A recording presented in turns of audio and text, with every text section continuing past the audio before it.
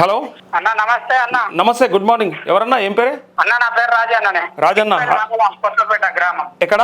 డిక్పల్లి మండలం కొత్తపేట గ్రామం అన్న. ఓకే ఓకే, అజ్జం రాజన్న అన్న. నమస్తే. నమస్తే అన్న. నమస్తే అన్న. చెప్పే రాజన్న. అన్న ఇంత కొట్లాడుతున్నావు నువ్వు. ఒక్క 25 సెకండ్లలో అయిపోయింది అన్న ఊరియా.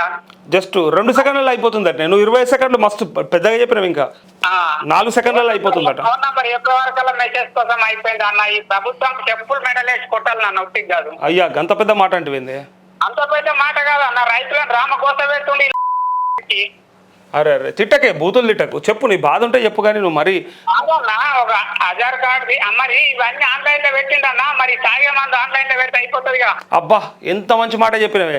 అసలు లిక్కర్ కూడా ఆన్లైన్ లో పెడితే అయిపోవు. అసలు ఆ లిక్కర్ కూడా ఆన్లైన్ లో పెడితే నెలకొకరు తీసుకోర్రా బాబు అంటే అయిపోతుంది కదన్న. నిజం చెప్పాను. ఇది బుక్ చేసుకుంటారు కదా, ఆన్లైన్ లో బుక్ చేసుకుంటారు కదా. షాప్ లో ముందు నిలబడి ఎందుకు కొంటారు? ఆడికి కమాయి ఉన్నదేమో ఆన్లైన్ లో పెడతలేడు. అరే నువ్వు రైతులను ముంచే పని మీద పడ్డాడు. అంత తప్ప ఇంకోటి ఏం లేదు. మస్తు మస్తు ఐడియా చెప్పినవి అన్న. చూసినావా, ప్రజల లోపల ఉన్న తిక్క వినాలంటే ఇట్లా ఉంటుంది. నువ్వు మస్తు చెప్పినావు. అంటే వాళ్ళకు ఆదాయం వస్తుంది కాబట్టి దాన్ని బరాబర్ షాపులలో పెట్టి స్టాక్ పెట్టి ఎంత తప్ప చెప్పి ఇక అమ్ముర్రి అని చెప్పి మళ్ళీ ఒకవేళ షాపులు లేని కాడ బెల్ట్ షాపులకు పర్మిషన్లు ఇచ్చి అవసరమైతే అక్కడ దాకా చేర్చాలన్నట్టు. అట్లా ఆ గలీలో లేకపోతే బెల్ట్ షాప్ అని పెట్టి అమ్మాలి. అది కూడా ఆన్లైన్ సిస్టమ్ పెడితే నెలకొకసారి తాగేటోడు కూడా కొంత కంట్రోల్ అయిపోతుండే అన్న. దొరుకుతలేదురా మంది అది. అరే సూపర్ అమ్మా, సూపర్ ఐడియా చెప్పినవే. మంచి ఐడియా చెప్పినావు నిజంగా.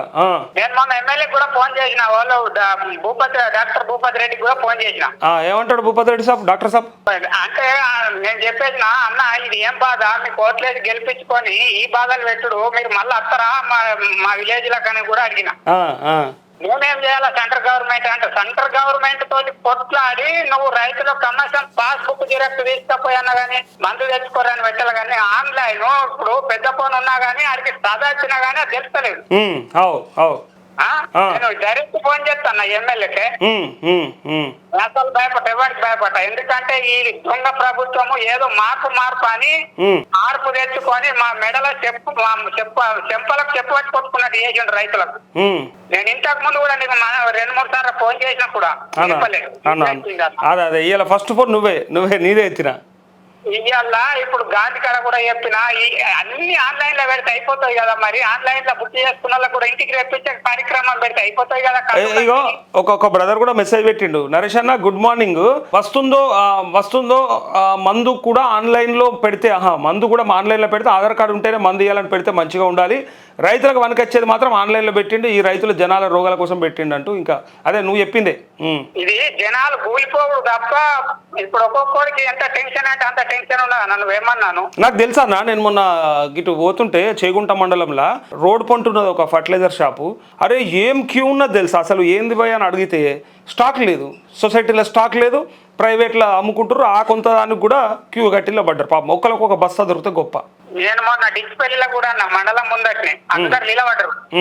ఇవన్నీ రైతులకు సంబంధించిన ఆన్లైన్ లో పెడుతున్నాడు. ఈ తాగే కళ్ళు కూడా ఆన్లైన్ లో పెడితే ఫుల్ ఎప్పుడంటే అప్పుడు తాగేటోడు కూడా కంట్రోల్ అయిపోతాడు కదా. మరి ఇదేందుకు పెట్టలేడు?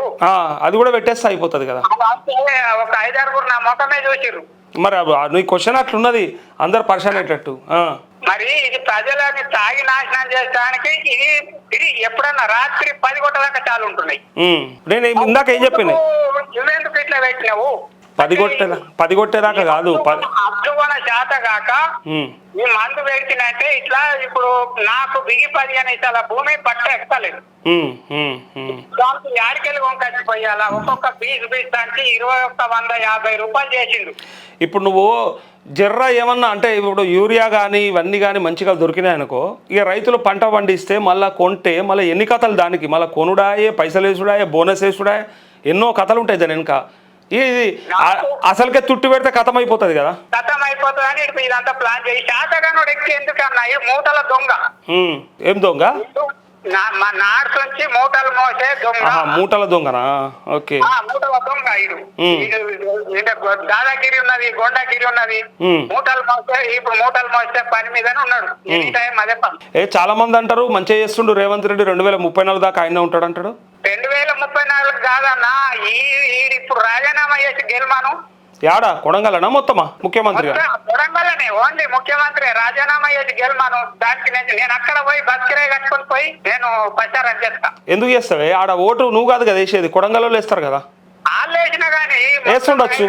తెలిసిపోయిందా నా వాళ్ళు చదువుకున్నాడు కాదు, ఎట్లా గొల్రన్ కాసేవాడు కూడా బాధపడుతుంది. నా వాళ్ళు బాధపడుతున్నారు, మాకు దొరకలే అని గొల్రన్ కాసేవాడు కూడా బాధపడుతుంది. ఏం చేసినా కేసీఆర్ ఖరాబ్ చేసిపోయిండు, కేసీఆర్ నాశనం చేసిపోయిండు, అందుకే అయితలేదని అంటారు. మరి దానికేం చెప్తావు మరి? అన్న కేసీఆర్ కాలుకున్నది ముఖంకు లేదన్న. వారిని కేసీఆర్ వేసిన కేసీఆర్ వేసి ఇడిసబెట్టిన పని చేస్తలేడు, అంతే. ఇడిసబెట్టింది కూడా చేస్తలేడు. అక్కడ కేసీఆర్ వీడికి నక్కకు నాగలోకంకు ఉన్నంత తేడా ఉన్నది. అవునా? ఎందుకే?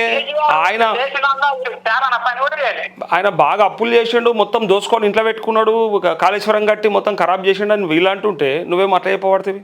ఆయన పునాది చేసినంత కూడా విలువ లేదన్న. కాళేశ్వరం అన్న 3 లక్షల చిల్లర అప్పులు చేసాడు. ఒక్కొక్క గుట్టకు చూస్తే మిషన్ భగీరథ నీళ్లు చిన్న లంబడతాడంత కట్టిడితే పెట్టిండు అన్న. చేసిండే ఏదో 70 ఇండ్లు ఇస్తున్నాడు దానికి కథ. మా 70 ఇండ్లు కూడా మా విలేజ్ ఒక్కటి కూడా రాలేదు. మీ విలేజ్ కి రాలే? ఒక్కటి కూడా రాలేదు. ఇప్పటిదాకా గాంధీ కన్నోరిన కాంగ్రెస్ కుక్కలకు చెప్పులు మెడలు వేయాలని చెప్పి గాంధీ కన్నోరిన ఒక్క తప్పు చేస్తలేవు. కాదే, ఇప్పుడు ఒక్క ఊర్లోనన్నా ఇందిరమ్మ ఇల్లు లేని ఊరు చూపిస్తే మేము ఎలక్షన్లో ఓట్లే అడగమని చెప్పి పొంగులేటి శ్రీనివాసరెడ్డి అన్నాడు. ఏం చెప్తావు ఇప్పుడు ఆయనకు? మరి మీ ఊళ్ళో లేనే లేదా అన్నమాట అన్న. మా ఊరికి వచ్చి నీ వాట్సాప్ లో వీడియో తీసి పెడతా మా ఊరంతా. ఇప్పుడు పెట్టు. ఒక్క ఇల్లు కూడా లేదా? అప్పుడు మా ఊళ్ళో ఒక్కటి, ఇంకా మంది కూడా అంటారు మా ఊళ్ళో ఒక్క ప్లాట్ కూడా లేదని వాళ్ళు ఇంకా తీసి చూపించమన్నా చూపిస్తా. రాజీనామా చేసి వాళ్ళు మళ్ళీ ఓట్లాడు కదా, ఇప్పుడు రాజీనామా చెయ్యాలి వాళ్ళు అన్నారు కదా. ఎక్కడన్నా ఇందిరమ్మ ఇల్లు లేని ఊరు ఉంటే చెప్పుర్రి, మేము మళ్ళా ఎలక్షన్ లో ఓటే అడగమని చెప్పారు. ఎలక్షన్ లో ఓటు కాదని వాళ్ళకే భయం ఉన్నది, ఊళ్ళకపోతే ఏడ కొడతారని. మరి మీ భూపతి రెడ్డి ఏం చేస్తుండే? ఇప్పుడు ఎమ్మెల్యే వాళ్ళు మీకు భూపతి రెడ్డి మరి ఏం చేస్తుండు? మీ ఊరికి ఇందిరమ్మ ఇల్లు రాకపోతే అడుగుతలేరా ఊరోళ్ళు? ఊర్లో కాంగ్రెస్ నాయకులు లేరా?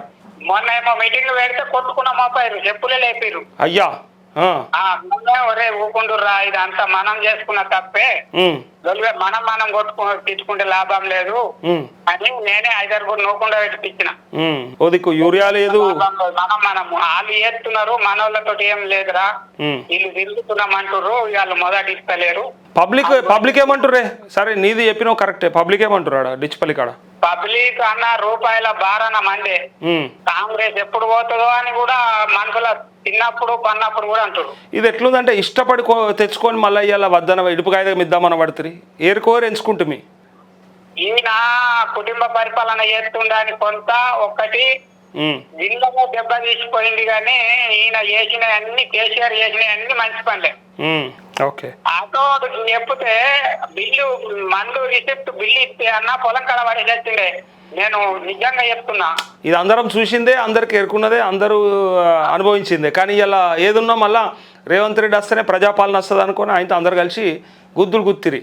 వీళ్ళు ఏమి మోసం చేసిర్రు అంటే 4000 పింఛని, తులం బంగారం, ఆ బోనస్ అనే వరకల్లా బంచిపోయేసారు. కానీ వీడు మాయ మాటలు చెప్పి ఇంకోటి ఏం లేదు. నేను ఆల్రెడీ ఒక 2 మాటలు కూడా అన్నా, అరే ఆడికెళ్ళి తెచ్చిస్తారా, తెలంగాణ నమ్మేసి తెచ్చి ఇక్కడ ఏంటి 4000 పింఛన్ అంటే ఎన్ని కోట్లు అవుతాయి, ఆడికెళ్ళి ఇస్తారు, ఏదో గెలదందుకు అంటారు అని నేను అన్నా. కానీ నా ఇంట్లో ఓట్లు కూడా వేయనీయలేదు. సరే అన్న, okay Rajanna, thank you. Right నమస్తే. రాజన్న బాధ చెప్తుండు చూసిరు కదా, ఒక్క ఇందిరమ్మ ఇల్లు కూడా లేదట, మళ్ళా చెప్తారు ఇక.